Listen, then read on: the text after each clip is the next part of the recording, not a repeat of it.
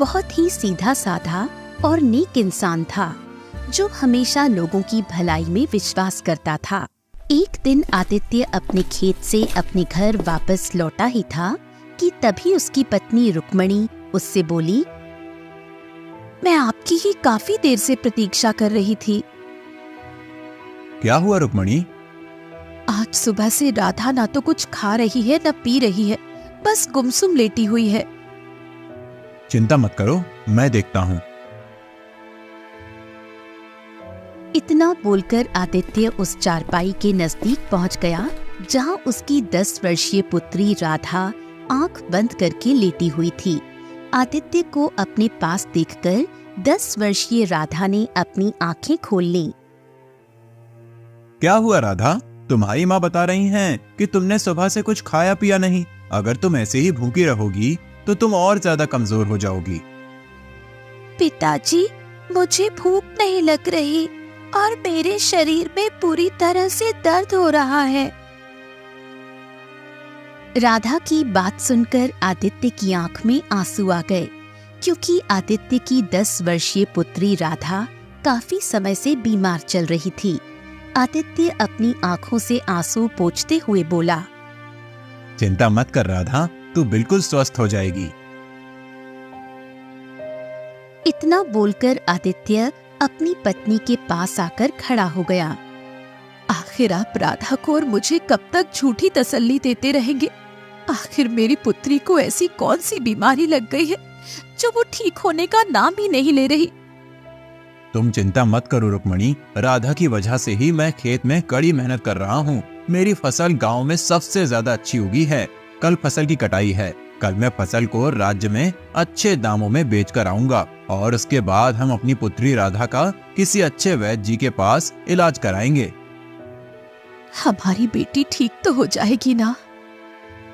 रुक्मणी, मैं हमेशा लोगों की भलाई के बारे में सोचता हूँ और बचपन से मैंने एक ही बात सीखी है, कर भला तो हो भला। मैंने किसी का बुरा नहीं किया, तो विश्वास करो मेरे साथ भी बुरा नहीं होगा। इतना बोलकर आदित्य अपने घर से बाहर चला गया। कुछ देर तक आदित्य गहरी सोच में गुमसुम चलता हुआ एक झोपड़ी के पास खड़ा हो गया।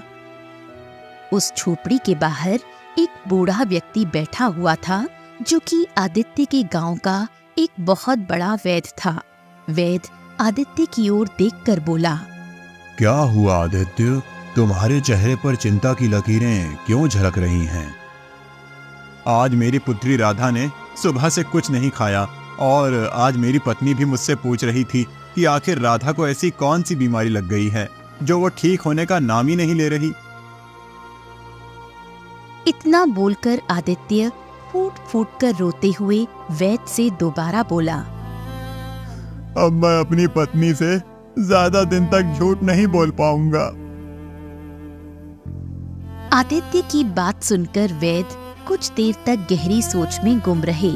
कुछ देर बाद वो आदित्य के चेहरे को बहुत ही गौर से देखते हुए बोले, देखो आदित्य, मैंने तुमसे पहले ही कहा था कि तुम्हारी पुत्री को एक विचित्र बीमारी है और उसका इलाज संभव नहीं है। लेकिन मैं तुमसे ये नहीं कहूंगा कि तुम उसका किसी दूसरे वैद्य से इलाज नहीं करवाओ। केशव नगर राज्य में एक बहुत बड़े वैद्य रहते हैं जो कि मेरे गुरुजी भी हैं। तुम्हें जाकर उनसे मिलना चाहिए, परंतु वहां जाने से पहले तुम्हें धन का इंतजाम कर लेना चाहिए। कल मैं अपनी फसल काट कर राज्य में अच्छे दामों पर बेच कर आऊंगा और फिर उसके बाद मैं अपनी पुत्री को उन्हीं वैद्य के पास ले जाऊंगा जो आपके गुरु हैं। मुझे विश्वास है कि मेरी पुत्री सही हो जाएगी। ईश्वर करें ऐसा ही हो। वैद्य की बात सुनकर आदित्य अपने घर पर चला गया।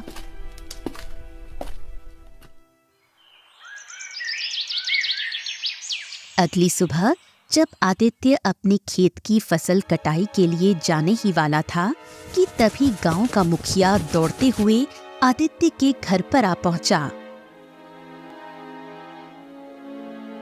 आदित्य, गजब हो गया। क्या हुआ मुखिया जी, आप इतने घबराए हुए क्यों हैं? जो खबर मैं लेकर आया हूं उसे सुनकर तुम भी घबरा जाओगे। जल्दी बताइए मुखिया जी, क्या हुआ है? आदित्य, कल रात तुम्हारी फसल में आग लग गई। तुम्हारी फसल जलकर राख हो गई। मुखिया की बात सुनकर आदित्य दौड़ता हुआ अपने खेत में पहुंच गया। आदित्य ने देखा कि उसकी सारी फसल जलकर राख हो चुकी है। आदित्य अपना सर पकड़कर रोने लगा। तभी वहां मुखिया आ पहुंचा। आदित्य मुखिया की ओर देखकर रोते हुए बोला,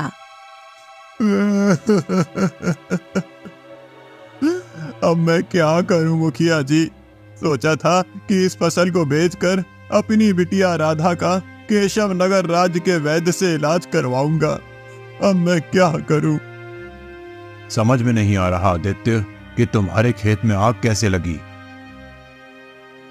आप नहीं जानते, मेरी फसल में आग नहीं लगी, बल्कि मेरी जी तोड़ मेहनत में आग लगी है। मेरा परिवार तो अब भूखा मर जाएगा। अब मैं क्या करूं? मैं जानता हूं तुम्हारी पुत्री विचित्र बीमारी से जूझ रही है, लेकिन तुम चिंता मत करो। अगर तुम चाहो तो मैं तुम्हें जमींदार से कुछ कर्ज दिलवा सकता हूं। ये सुनकर आदित्य अपने आंसू पोंछते हुए बोला, मुखिया जी, मैं आपका यह एहसान जिंदगी भर नहीं भूलूंगा।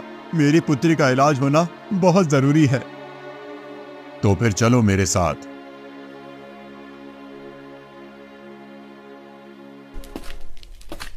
मुखिया आदित्य को जमींदार के घर पर ले गया और जमींदार को सारी घटना बताते हुए बोला, जमींदार जी, आदित्य को इस समय धन की बहुत आवश्यकता है। उसकी फसल जलकर राख हो गई है।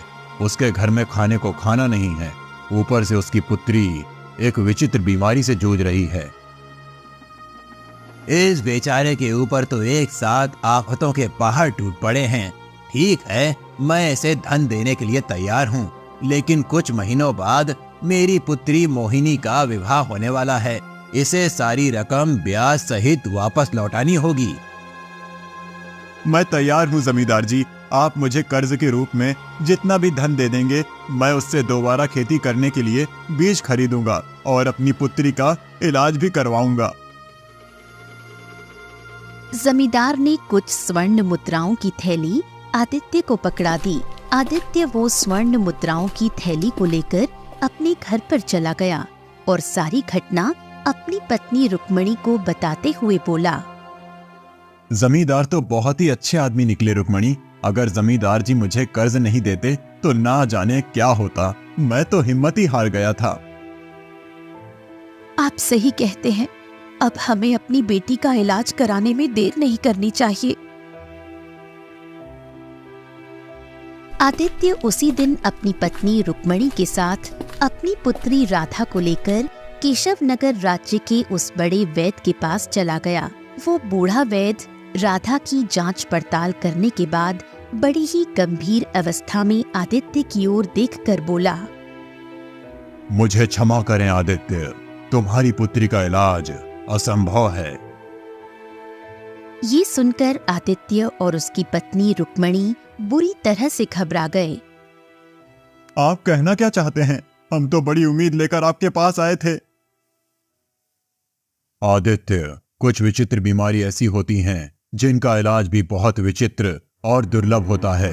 तुम्हारी पुत्री को भी ऐसी ही बीमारी है जिसका इलाज शायद ही संसार में हो। तुम अपनी पुत्री को यहाँ से ले जा सकते हो। आदित्य और रुक्मणी फूट फूट कर रोने लगे। वो दोनों उदास मन से अपनी पुत्री राधा को लेकर दोबारा अपने गांव वापस आ गए। अपने घर पर आकर रुक्मणी रोते हुए आदित्य से बोली, तो क्या हमारी पुत्री राधा कभी सही नहीं हो पाएगी?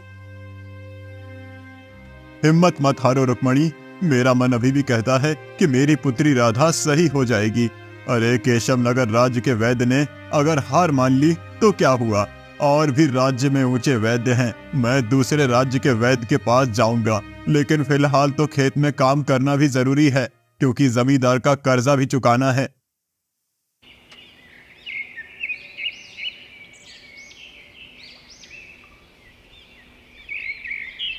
अगले दिन आदित्य कुछ बीज खरीदकर अपने खेत में बोने गया ही था कि तभी वहां पर जमींदार अपने साथी बलिया के साथ आ पहुंचा और आदित्य की ओर देखकर बोला, मुझे मेरा कर्ज सूद सहित वापस चाहिए। जमींदार की बात सुनकर आदित्य बुरी तरह से चौंक पड़ा।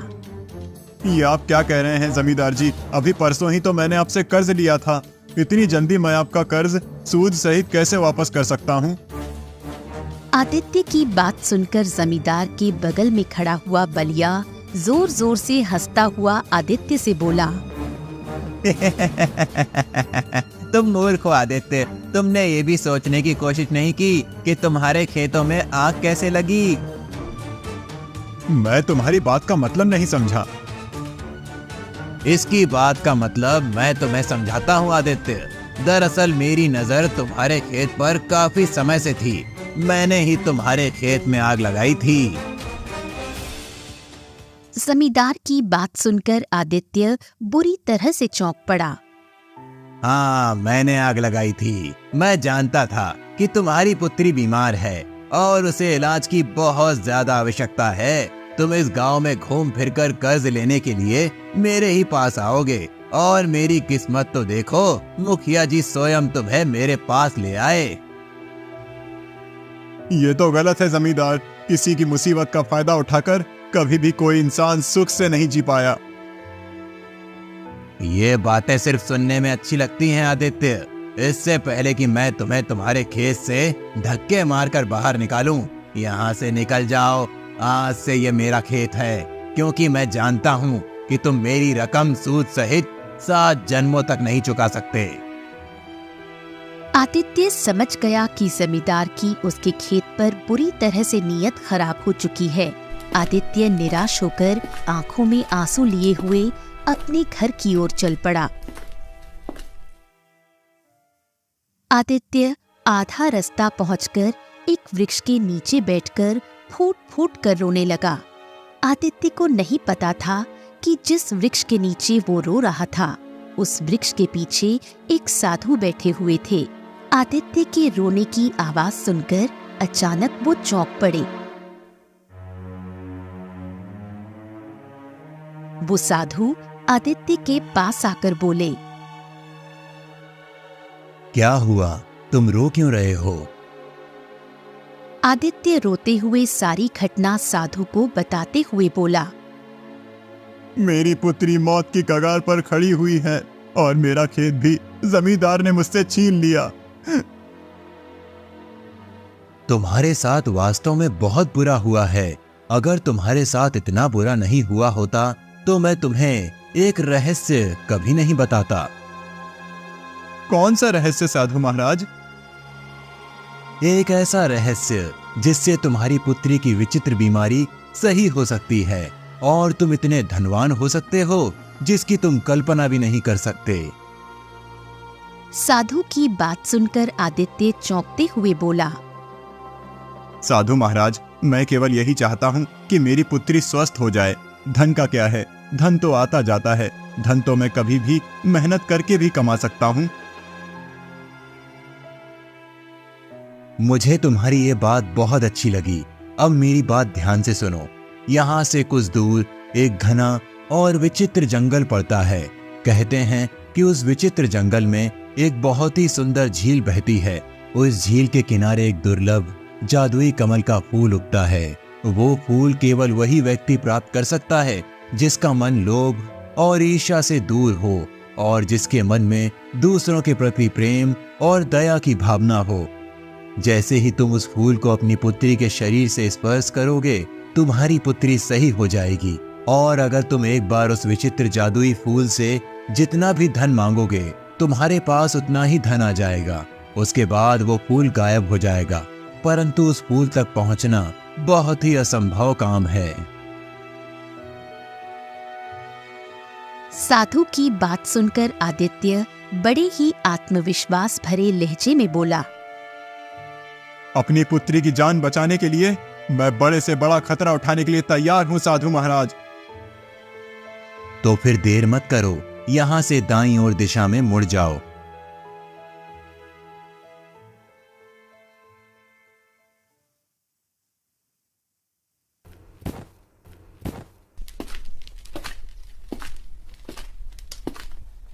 आदित्य तुरंत दाईं ओर दिशा की ओर चल दिया। आदित्य सुबह से लेकर शाम तक पैदल चलता रहा। रात तक आदित्य बुरी तरह से थक चुका था। आदित्य के पैर जवाब दे चुके थे। थक हार कर आदित्य एक घने वृक्ष के नीचे कुछ देर आराम करने के लिए बैठ गया। आदित्य आराम करने के लिए बैठा ही था कि आदित्य ने देखा एक सुंदर हिरण उसकी कुछ ही दूरी पर दौड़ता हुआ आकर खड़ा हो गया। अगले ही पल झाड़ियों से एक शेरनी निकलकर हिरण के ठीक सामने आकर खड़ी होकर उसे घूरने लगी। शेरनी को देखकर हिरण बुरी तरह से डर गया। आदित्य इस दृश्य को बड़े ही गौर से देख रहा था। हिरण वहां से भागने ही वाला था कि तभी शेरनी मनुष्य की आवाज में हिरण से बोली, तुम मुझसे ज्यादा तेज नहीं भाग सकते।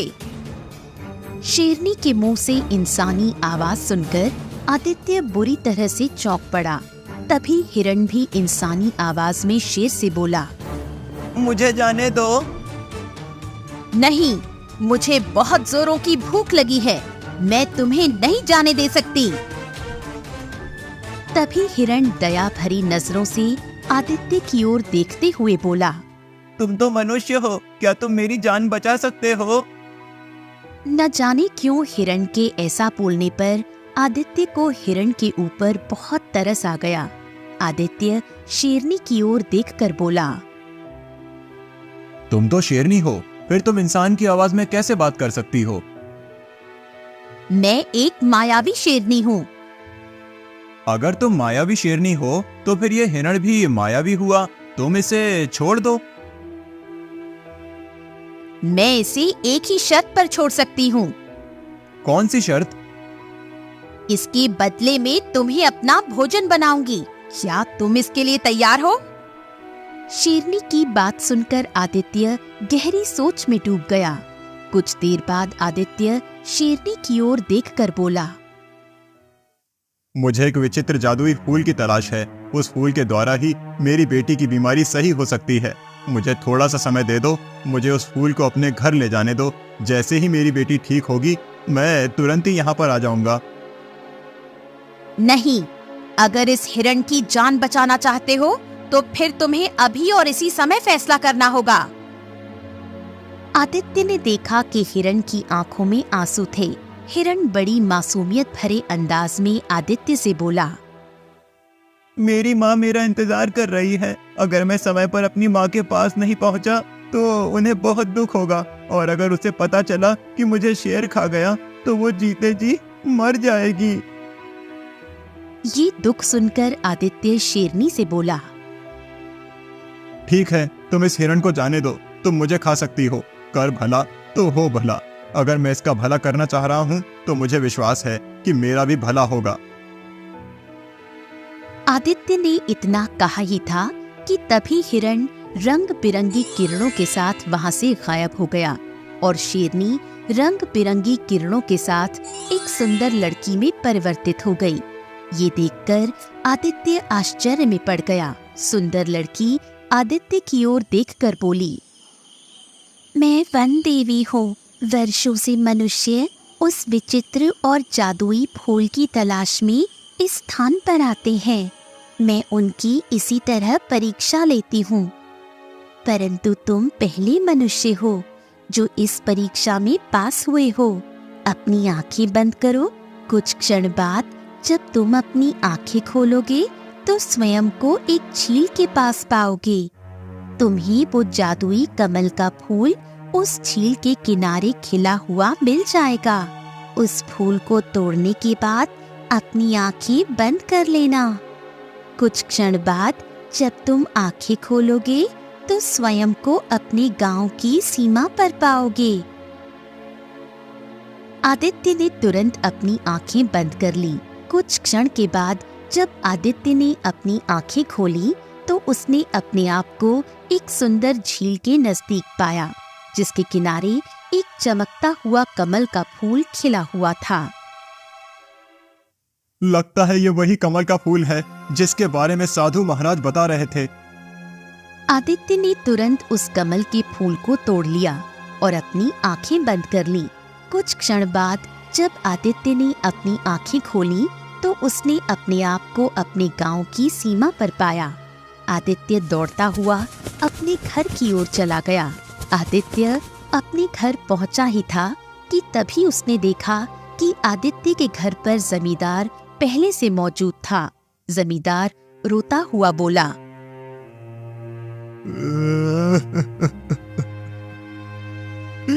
मुझे क्षमा कर दो आदित्य, मुझे मेरे किए की सजा मिल गई। कल रात मेरी बेटी बुरी तरह से बीमार पड़ गई।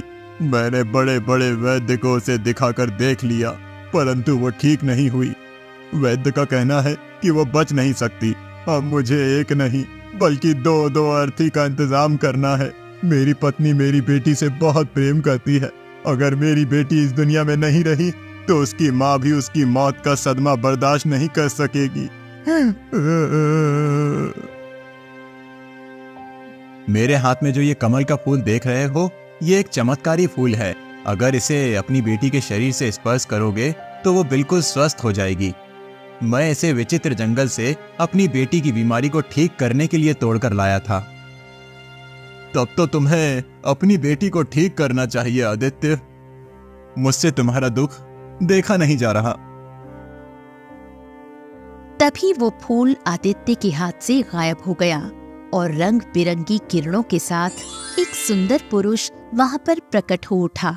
सुंदर पुरुष आदित्य की ओर देखकर बोला, तुम वाकई मन के सच्चे इंसान हो आदित्य। तुम्हारे कारण मैं आज श्राप से मुक्त हो गया। तुम जिस झील के किनारे से वो कमल का पुष्प तोड़कर लाए थे, मैं उस झील का मायावी राक्षस था। मैं एक दिन एक साधु की साधना को भंग कर बैठा। साधु ने क्रोध में आकर मुझे श्राप दे दिया और मैं कमल के फूल में परिवर्तित हो गया। कुछ देर बाद साधु को मुझ पर दया आ गई और उसने मुझसे कहा कि जब भी कोई व्यक्ति जिसका मन सोने की तरह शुद्ध होगा तुझे तोड़ेगा तो श्राप से मुक्त हो जाएगा। तुमने मुझे श्राप से मुक्त किया है आदित्य। मांगो, क्या मांगते हो? पहले तो मैं ये चाहता था कि मेरी बेटी की बीमारी सही हो जाए, परंतु अब मैं चाहता हूँ कि जमींदार की बेटी की बीमारी भी सही हो जाए। तुम इससे अधिक और भी मांग सकते हो।